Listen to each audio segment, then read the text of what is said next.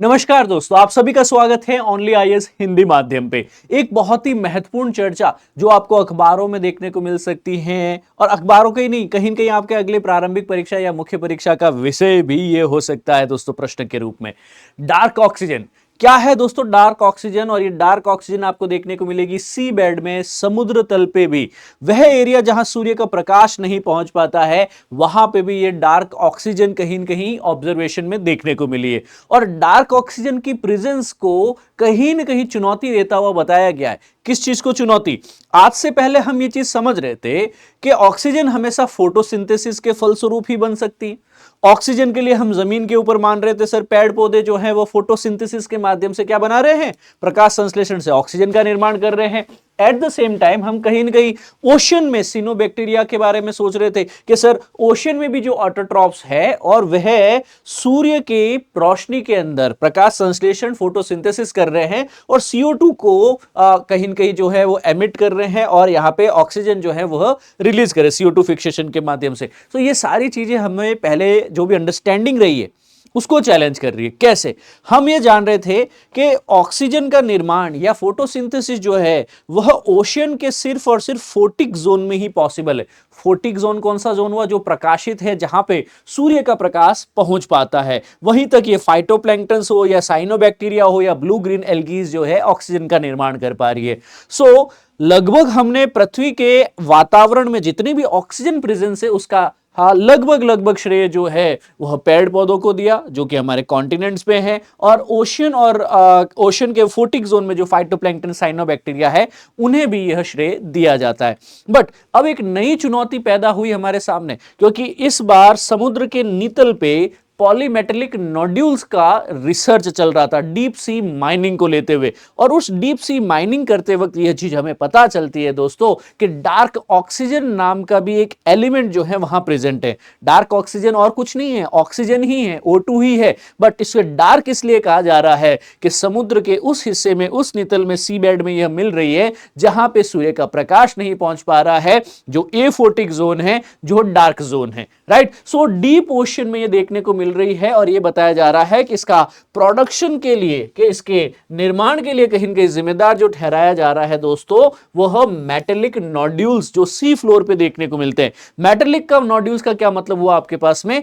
कि अलग अलग जो नोड्यूल्स हो सकते हैं आपके पास में, जिसमें कोबाल्ट हो सकता है, जिसमें मैंगनीज हो सकता है, आयरन हो सकता है, और भी कई तरह के जो है तत्व एलिमेंट्स इसमें पाए जा सकते हैं। समुद्र के नितल में ये देखने को मिलते हैं। छोटी सी आकृति, लगभग आपको गेंदनुमा आकृति, लगभग आलूनुमा आकृति यहां पे जो है यह देखने को मिलेगी। और ये पूरे ओशंस में लगभग आपको फैले हुए देखने को मिलेंगे। हर ओशन फ्लोर के अंदर कई सारे मेटल रिच नोड्यूल्स या पत्थर, रॉक्स यह देखने को मिलती हैं। अब हमने क्या किया कि जब इन मेटेलिक नोड्यूल्स को हम स्टडी कर रहे थे एक्सकेवेट करने के लिए, तब पता चला कि इस डीप सी फ्लोर में भी, इस डेप्थ में भी, जहां सूर्य की रोशनी, सनलाइट नहीं पहुंच पा रही है, उस रोशनी में भी हमें ऑक्सीजन की प्रेजेंस देखने को मिली। सो एक जो चुनौती जो है कहीं न कहीं मिली हमारी पहले की अंडरस्टैंडिंग को, कि कैसे यहां पे पारिस्थितिकी तंत्र संभव हुआ होगा, जीवन का उद्गम या लाइफ इवॉल्व हुई होगी, या अगर हम भविष्य में इस पॉलीमेटेलिक नोड्यूल को समुद्र के तल से माइन करते, इसका खनन करते हैं,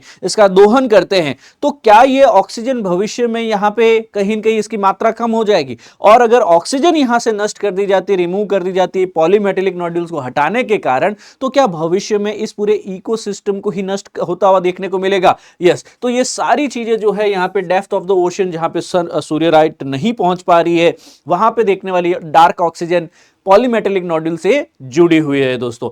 अब मैं आपका ध्यान एक और चीज पे आकर्षित करना चाहता हूं कि प्रशांत महासागर में है क्लैरियन क्लिपर्टन जोन। तो ये क्लैरियन क्लिपर्टन जोन जो है, ये एक ऐसा फील्ड है समुद्र के नितल का, जहां पे वर्ष 2013 के आसपास में सबसे पहले हम पॉलीमेटेलिक नोड्यूल्स को स्टडी कर रहे थे।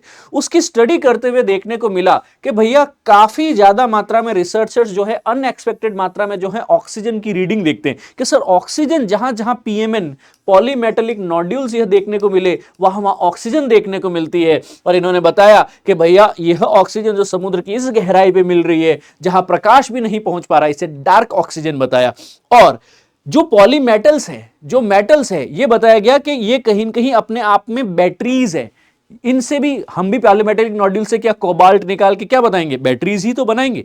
और वही पॉलीमेटेलिक नोड्यूल्स में जो कोबाल्ट है, मैग्नीज है, आयरन है, वह मेटल्स कहीं न कहीं इलेक्ट्रिकल चार्ज जो है वह रिलीज करता है। ये इलेक्ट्रिकल चार्ज जो आपको यहां पे देखने को मिलेगा, है ना, अपने आप में ही क्या करेगा, आपके पास में डीप सी एरिया में ऑक्सीजन प्रोडक्शन के लिए महत्वपूर्ण होने वाला है। कैसे महत्वपूर्ण होगा, अब इसके ऊपर चर्चा कर लेते हैं कि ये पॉलीमेटेलिक नोड्यूल्स क्या करेंगे, इलेक्ट्रिक चार्ज ट्रांसपोर्ट करते, अपने आसपास के एरिया में एक इलेक्ट्रिक वातावरण, एक इलेक्ट्रिक चार्ज जो है वह रिलीज करते। उसके फलस्वरूप समुद्र के अंदर क्या है भैया, पूरा का पूरा पानी है, H2O है, और इस H2O का जो ये ऑक्सीजन है इसे रिलीज करने में मदद करते हैं।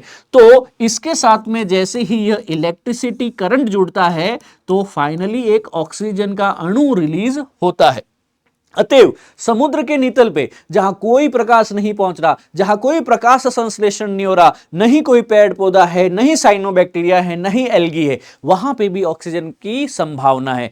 पृथ्वी एक ऐसा ग्रह है जहां एकमात्र पूरे सौर सिस्टम में जीवन संभव है। उसका श्रेय ऑक्सीजन को और जल को दिया जाता है, यह हम सभी को पता है। और अब हमें यह चीज पता चल रही है कि ऑक्सीजन की कहीं न कहीं एवोल्यूशन या प्रेजेंस के पीछे प्रकाश संश्लेषण या अन्य जीवों की उपस्थिति या पादपों की उपस्थिति या साइनोबैक्टीरिया की उपस्थिति जरूरी नहीं है। तो जो बचपन से हमारी अंडरस्टैंडिंग साइंस के विज्ञान को लेकर के थी, ऑक्सीजन को लेकर के थी, उसे चुनौती दी जा रही है। और ये पॉलीमेटेलिक नोड्यूल दोस्तों कहीं पे भी अगर जैसे 1 स्क्वायर मीटर के अंदर अगर 10 किलोग्राम के आसपास का वेट अगर इनको देखने को मिलेगा तो उस एरिया में खनन किया जा सकता है, इसका एक्सकेवेट किया जा सकता है। सो इनको कहीं न कहीं क्या कहा जाता है, बैटरीज इन अ रॉक भी कहा जाता है दोस्तों, क्योंकि इनके द्वारा जो मेटल्स मिलेंगे उसका बैटरी निर्माण में भी प्रोडक्शन किया जा सकता है। पोटैटो की साइड के होते हैं दोस्तों आपके पास में, वाटर मॉलिक्यूल को स्प्लिट करके कहीं न कहीं आसपास में चार्ज एनवायरनमेंट बनाते हैं और ऑक्सीजन का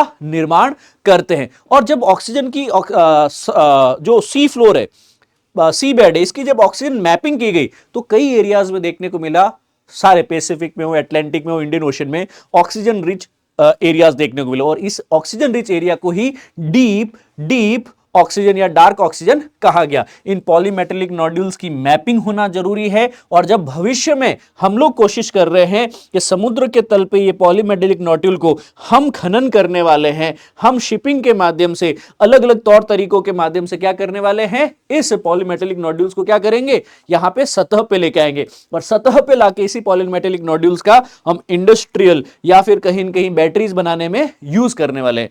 सो दोस्तों इस खनिज का हम प्रयोग तो करेंगे, पर क्या यह खनिज एक बार हमने वहां से हटा लिया, इस पीएमएन को हमने वहां से हटा लिया, तो उस एरिया में ऑक्सीजन बनेगी क्या, उस एरिया के इकोसिस्टम का क्या होगा, पारिस्थितिकी तंत्र का क्या होगा, जैव विविधता का क्या होगा, overall oceanic ecosystem land based ecosystem से भी ज्यादा डाइवर्स माना जाता है। देखिए इसलिए कहा जाता है कि इस प्रकृति के बारे में शायद मानव मात्र को 1% भी पता नहीं है ना। अब जब हम समुद्र के नीतल पे गए हैं, सी बेड पे गए, तो हमें पता चलने लग रहा है कि सर वहां पे बिना किसी जीवन के भी ऑक्सीजन का निर्माण हो रहा है, जो कि ऑक्सीजन जो है वह लाइफ गिविंग गैस है दोस्तों। अब भारत ही नहीं, भारत के अलावा और भी कई मेजर कंट्रीज है जो सी बेड में, समुद्र में, तल में कहीं न कहीं जो है माइनिंग के लिए आगे बढ़ रही है। हमने देखा होगा आपके पास में अभी क्लैरियन क्लिपर्टन जोन की बात की जा रही है, जो कि पैसिफिक प्रशांत महासागर के अंतर्गत है। मरियाना आर्क है, लाओ बेसिन है, कुक आइलैंड है, काफी सारे ऐसे एरियाज है जहां पॉलीमेटेलिक नोड्यूल्स ज्यादा मात्रा में मिल रहे हैं। और इन पॉलीमेटेलिक नोड्यूल्स को देखा जाए दोस्तों, आपके पास में चाहे प्रशांत महासागर हो, हिंद महासागर हो, चाहे आपके अटलांटिक महासागर हो, चाहे दक्षिणी महासागर हो, हर ओशियन में, हर पैसिफिक के अलावा आपके इंडियन ओशन में, है ना, कई कंट्रीज लगातार इन मिनरल्स को हंट कर रही हैं, ऑब्जर्व कर रही है, रिसर्च कर रही हैं। क्योंकि जैसे हम यहां पे कहीं कहीं जमीन से भी खनन करके जो अयस्क निकालते हैं और अपने कहीं न कहीं कंट्री में उसको यूज करते हैं, है ना, सेम वे इंडस्ट्री में ये फ्यूचर में यूज आ सकता है। और कोबाल्ट जो है दोस्तों वो बैटरी बनाने में यूज आता है, और जो रिचार्जेबल बैटरी कहीं न कहीं इसके द्वारा बनाई जा सकती है, सोलर बैटरी जिसके द्वारा बनाई जा सकती है। हम हमारे एटमॉस्फेयर को सही करने के लिए, क्लाइमेट चेंज को रोकने के लिए हम कह रहे हैं कि भैया पेट्रोल डीजल की गाड़ी नहीं चलाएंगे, इलेक्ट्रिक व्हीकल चलाएंगे। इलेक्ट्रिक व्हीकल चलेगा किससे, बैटरी से। बैटरी कौन सी, कोबाल्ट। कोबाल्ट कहां से लाओगे, समुद्र से।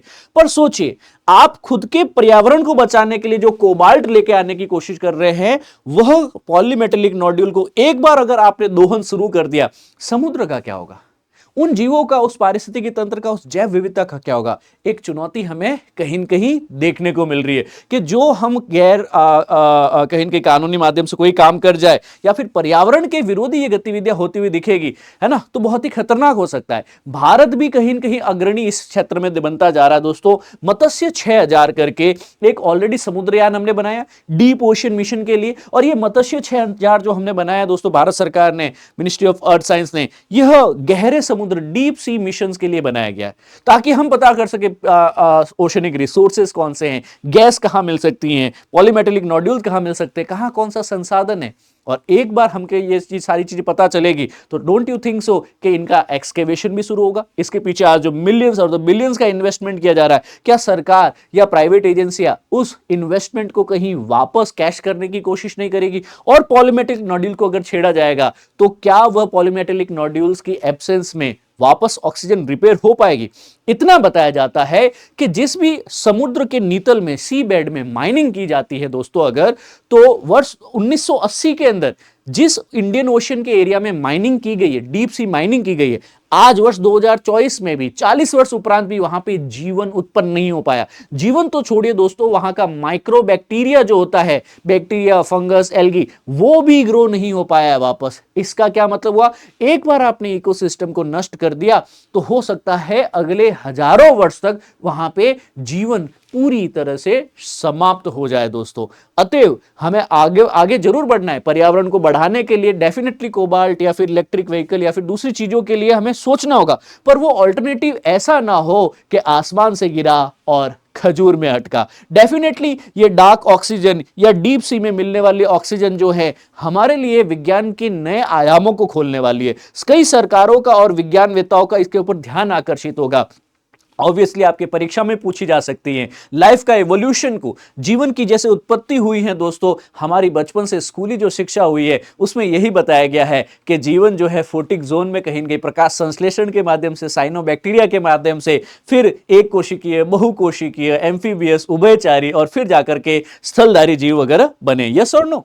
अब जैसे ही ये डार्क ऑक्सीजन कहीं न कहीं आपके पास में इसका आविष्कार होता है, जैसे ये डिस्कवरी होती है, तो हमें क्या पता चलता है कि जो हमारी इक्वेशन थी इवोल्यूशन ऑफ लाइफ को लेकर के, इस जीवन का चक्र कैसे चला होगा, कैसे जीवन की उत्पत्ति हुई होगी, समुद्र में हो, चाहे स्थल पे हो, चाहे जल पे हो, ये पूरी चेंज हो सकती है इक्वेशन, राइट? पर अगर आप इस पॉलीमेटेलिक नोड्यूल को हटा देंगे तो एक चीज तो अवश्यम भावी है कि वहां की जैव विविधता, वहां की बायोडायवर्सिटी डेफिनेटली नष्ट होने वाली है। अब देखने की बात है ये कि हम हमारी वर्तमान आवश्यकताओं को देखेंगे या हमारे इस पृथ्वी का, इस एटमॉस्फेयर का, चाहे वो एटमॉस्फेयर मरीन हो, चाहे आपके पास में ओशनिक बायोम की हम लोग बात करें, उन ओशनिक बायोम के में भी अगर हम लोगों ने इस पॉलीमेटेलिक नोड्यूल को हटाया, आसपास का पूरा इकोसिस्टम नष्ट हो सकता है, जलीय जीवों को खतरा हो सकता है। यही नहीं, एक चीज का कैस्केडिंग इफेक्ट दूसरे पे भी पड़ सकता है। सो आप मुझे जरूर कमेंट करके बताएं, क्या हमें पॉलीमेटेलिक नोड्यूल्स का खनन करना चाहिए? क्या सी बेड माइनिंग सही चीज है या इसका कोई दूरगामी नकारात्मक प्रभाव भी देखने को मिल सकता है? मैं आपके कमेंट्स और फीडबैक को जानने के लिए कमेंट बॉक्स जरूर पढ़ने वाला हूं, कमेंट करके जरूर बताइएगा। और कोई क्वेरी हो, reach out to me on the Telegram पे जे सर यूपीएससी जरूर लिखें और आप अपना क्वेरी भी पूछ सकते हैं। Thank you. जय हिंद, सर्वदा शक्तिशाली, and God bless you all.